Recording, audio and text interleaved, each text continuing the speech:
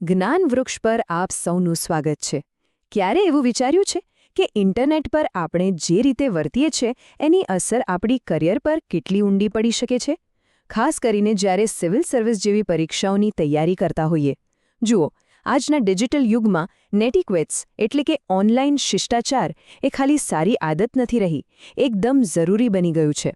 તો ચાલો આજે આ વિષયને જરા ઊંડાણથી સમજીએ. ચાલો ને એકદમ સિમ્પલ અનુભવથી શરૂઆત કરીએ. કોઈનો ઈમેલ કે મેસેજ આવ્યો છે ક્યારે જે આખો કેપિટલ લેટર્સમાં લખેલો હોય? એ વાંચીને કેવું ફીલ થયું? ગુસ્સા જેવું હે ને? તો સવાલ એ છે કે શું ઓનલાઈન બધું જ ઓલ કેપ્સમાં લખવું એ ખરેખર અસભ્ય ગણાય છે? આજે આપણે આવા જ કેટલાક ઇન્ટરનેટના અલિખિત નિયમો વિશે વાત કરીશું જે જાણવા આપણા બધા માટે, ખાસ કરીને પરીક્ષા માટે ખૂબ જ જરૂરી છે. તો આજે આપણે શું જોવાના છીએ? સૌથી પહેલાં તો નેટિક્વેટ્સ છે શું, પછી એના મુખ્ય નિયમો કયા છે, અલગ-અલગ પ્લેટફોર્મ પર એને કેવી રીતે વાપરવા, કઈ ઓનલાઈન ભૂલોથી બચવું જોઈએ, અને સૌથી અગત્યનું, એક સિવિલ સર્વન્ટ માટે આ બધું કેમ મહત્વનું છે. ચાલો શરૂ કરીએ. ચાલો તો આપણા આજના સેશનની શરૂઆત કરીએ. અને સૌથી પહેલાં એકદમ બેઝિક સવાલ, આ નેટિક્વેટ્સ શબ્દનો મતલબ શું થાય છે?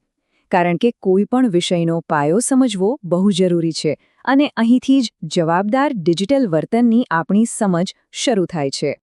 જો નેટિક્વેટ શબ્દ છે ને, એ બે શબ્દોને ભેગા કરીને બન્યો છે. પહેલો છે નેટ, એટલે કે આપણું ઇન્ટરનેટ, અને બીજો છે એટિકેટ, જેનું ગુજરાતી અર્થ થાય છે શિષ્ટાચાર.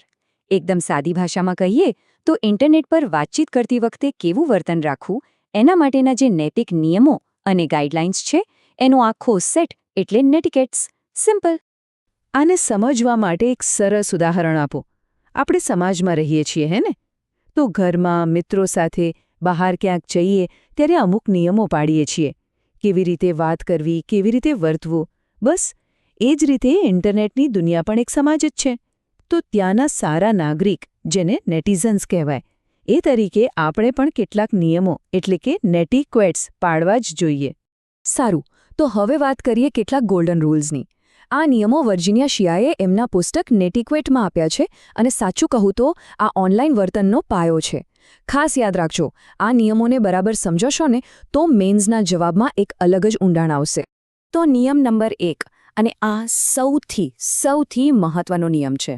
યાદ રાખો, સામે પણ એક માણસ જ છે. સ્ક્રીનની પેલી બાજુ જે છે ને, એ ખાલી એક પ્રોફાઇલ પિક્ચર કે યુઝરનેમ નથી. એક જીવતો જાગતો લાગણીશીલ માણસ છે. બસ એક જ વાત ગાંઠ બાંધી લેવાની, જે વાત આપણે કોઈને મોઢામોઢ કહેતા ખચકાઈએ ને, એ ક્યારેય ઓનલાઈન ટાઈપ પણ ના કરવી જોઈએ. આને જ કહેવાય ઓનલાઈન એમ્પેથી, એટલે કે સહાનુભૂતિ. બીજા પણ કેટલાક જરૂરી નિયમો છે, ચાલો ફટાફટ જોઈ લઈએ. 1, આપણે જેવું વર્તન રિયલ લાઈફમાં કરીએ છીએ એવા જ સારા સ્ટેન્ડર્ડ ઓનલાઈન પણ રાખવા. બીજું, બીજા લોકોના સમય અને ઇન્ટરનેટ ડેટા એટલે કે બેન્ડવિડ્થની કદર કરો. ત્રીજું, કોઈની પ્રાઇવસીનો ભંગ ન કરો. અને છેલ્લે, ઓનલાઈન જે ગરમાગરમ બહેસ થાય છે, જેને ફ્લેમ વોર્સ કહેવાય, એને કંટ્રોલમાં રાખો અથવા તો એનાથી બચીને રહો. સારું, તો આ બધા નિયમો તો સમજી લીધા. પણ હવે સવાલ એ છે કે એને રોજિંદા જીવનમાં ક્યાં અને કેવી રીતે લાગુ કરવા? ચાલો, ઈમેલથી લઈને વર્ચ્યુઅલ મીટિંગ્સ સુધી બધું જ જોઈએ. તો યાદ છે પેલો શરૂઆતનો સવાલ, ઓલ કેપ્સવાળો? એનો જવાબ અહીં છે. જ્યારે ઈમેલ કે મેસેજમાં બધું જ કેપિટલ લેટર્સમાં લખવામાં આવે ને, તો એનો અર્થ થાય છે કે તમે સામેવાળા પર બૂમો પાડી રહ્યા છો. હા, એને ઓનલાઈન ચિલ્લાવવા બરાબર ગણાય છે. આ ભલે નાની વાત લાગે, પણ પ્રોફેશનલ દુનિયામાં આની બહુ મોટી અસર પડે છે. એટલે હંમેશા નમ્ર ભાષાનો ઉપયોગ કરવો. હવે આવીએ સોશિયલ મીડિયા પર. જુઓ, આ એક બહુ પાવરફુલ પ્લેટફોર્મ છે, પણ એની સાથે એટલી જ મોટી જવાબદારી પણ આવે છે. એટલે કોઈ પણ મેસેજ ફોરવર્ડ કરતા પહેલાં પ્લીઝ એનું ફેક્ટ ચેક જરૂર કરો. ખોટી માહિતી ફેલાવી એ બહુ મોટી ભૂલ છે. બીજું, ટ્રોલિંગ અને સાયબર બુલિંગથી હંમેશા દૂર રહો. અને હા, બહુ અગત્યની વાત, કોઈની પરવાનગી લીધા વગર એમનો ફોટો પોસ્ટ કરવો કે એમને કોઈ ગ્રુપમાં એડ કરી દેવા એ પણ ખરાબ એટિકેટ છે. અને હા, કોવિડ પછી તો વર્ચ્યુઅલ મીટિંગ્સ રોજિંદી વાત થઈ ગઈ છે. તો એના પણ અમુક નિયમો છે. પહેલું, જ્યારે બોલી ના રહ્યા હોવ ત્યારે માઇક્રોફોન મ્યુટ પર રાખો. બીજું, વ્યવસ્થિત કપડાં પહેરો, જેણે ઓફિસમાં જ બેઠા હો.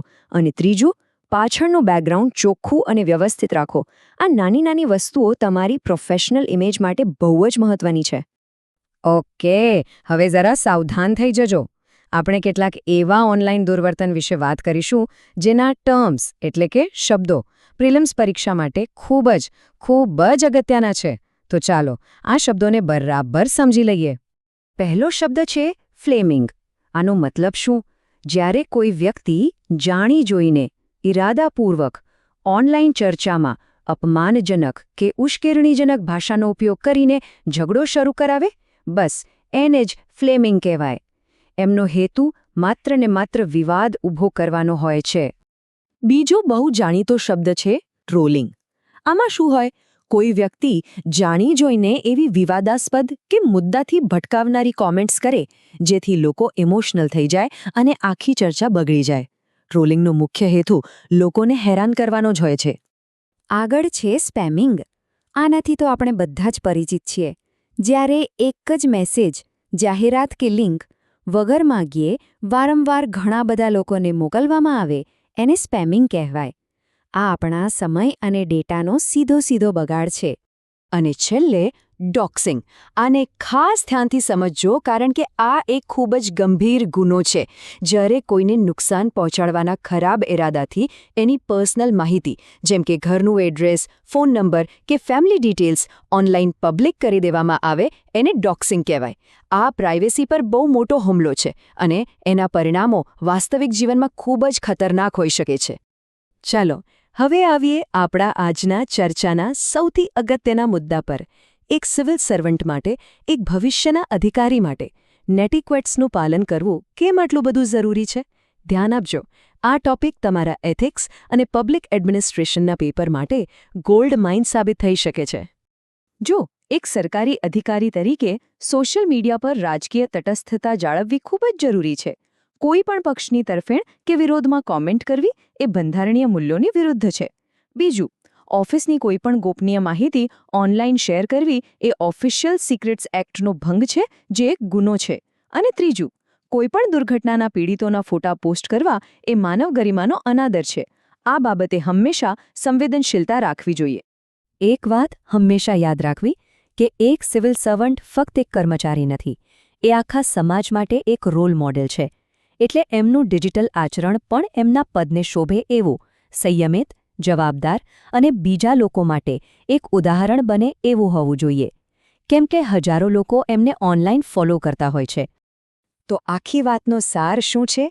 આ એક સરસ સરખામણીથી સમજીએ. ઇન્ટરનેટ એક પબ્લિક હાઈવે જેવું છે.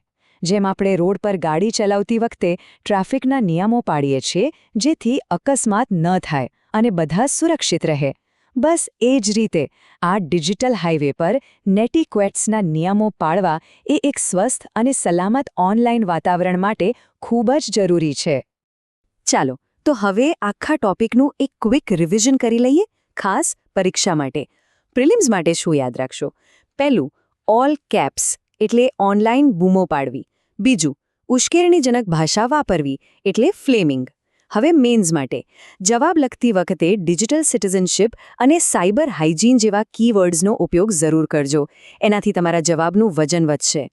તો જતાં હું એક સવાલ મૂકીને જાઉં છું જેના પર વિચાર જરૂર કરજો. ભવિષ્યના પ્રશાસક તરીકે નેટિક્વેટ્સનો પહેલો અને સૌથી અગત્યનો નિયમ યાદ રાખો કે સામે પણ માણસ છે. આ સિદ્ધાંત એક વધુ સારી, વધુ સંવેદનશીલ અને અસરકારક ડિજિટલ ગવર્નન્સ બનાવવામાં કેવી રીતે મદદ કરી શકે છે? આના પર મંથન કરજો. આશા છે કે આજનું સેશન ખૂબ ઉપયોગી રહ્યું હશે. ફરી મળીશું એક નવા વિષય સાથે. જય હિન્દ.